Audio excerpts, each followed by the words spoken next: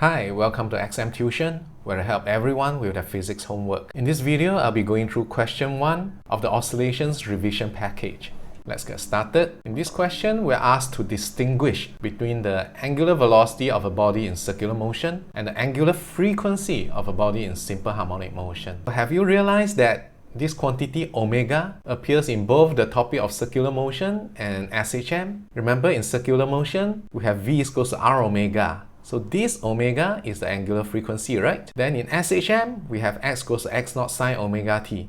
This omega is the angular frequency. So both of them are given the same symbol, omega. Both of them have the same units of radians per second, but they are not exactly the same thing, yeah? The omega in circular motion tells you how fast the angular displacement is changing with time, right? As you do the circular motion, your angular displacement changes. The rate at which it changes is the angular velocity. In the SHM, there's no circular motion. Nothing is going around in a circle, so there's no angular displacement. But instead of the angular displacement, we have the phase angle, right? Because one complete cycle is represented by 360 degrees. So as the oscillation progresses, we say that the phase angle also progresses. So the omega here is about how fast the oscillation is progressing in terms of the phase angle. So a good answer to this question will be the angular velocity is the rate of change of angular displacement, whereas the angular frequency is the rate of change of phase. Alright, let's move on. In part B, the question describes a turntable which has a peg fixed to the rim. So as the turntable rotates, the peg is going to cast a shadow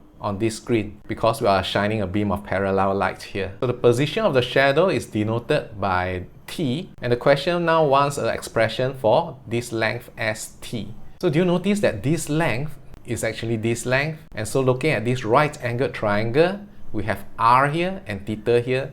Therefore, the opposite side is r sine theta. But we also know that theta is omega t because the turntable is doing circular motion with an angular velocity of omega, which means sine t, which is r sine theta, can be written as r sine omega t. Okay, let's move on.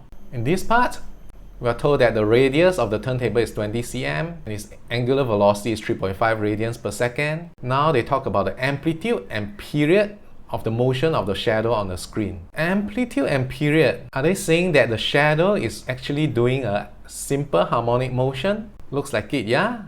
As the turntable rotates, the peg is doing the circular motion, and the shadow will be traveling up and down and up and down. So the motion of the shadow is actually a SHM. In fact, earlier we have shown that the position of the shadow is given by r sine omega t. This is the signature formula for SHM. The amplitude is simply the radius of the turntable, and the period can be calculated from 2 pi over omega. So notice the omega of the SHM of the shadow is exactly the same value as the omega of the circular motion of the peg. See, the peg is doing circular motion and its angular velocity is omega. And the shadow is doing SHM and its angular frequency is also omega.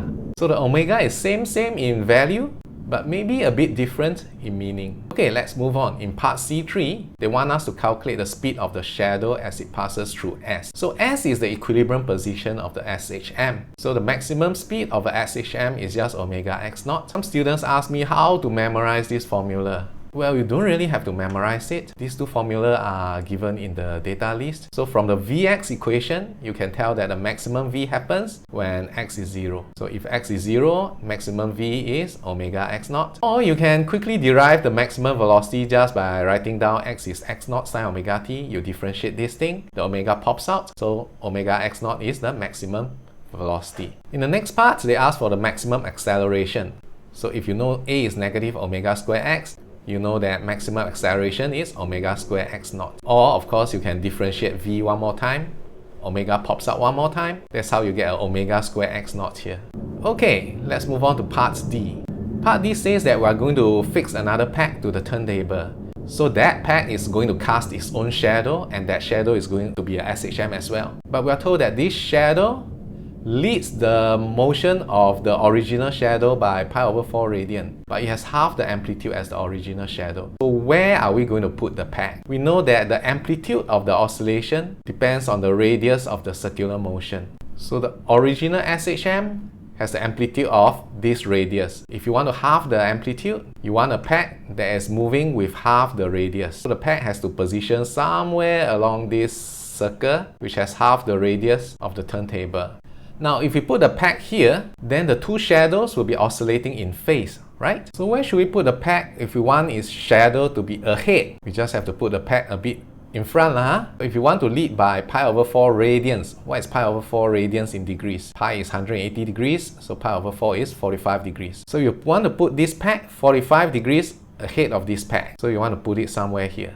This is a 45 degrees, yeah? This makes a 45 degrees. So now this guy's shadow will always be 45 degrees ahead of this guy's shadow. Does it make sense to you? Can you visualize it? Like when this peg is here, this peg will still be here. So this shadow will cross its equilibrium position 1/8 of a period before the other shadow. When this peg is here, it hits its maximum height, right? But this peg will still be here. It will hit its maximum height only when it has rotated to here. And when does that happen? 1/8 of a period later. Okay, that's all for this question. See you in the next video. Ta-ta!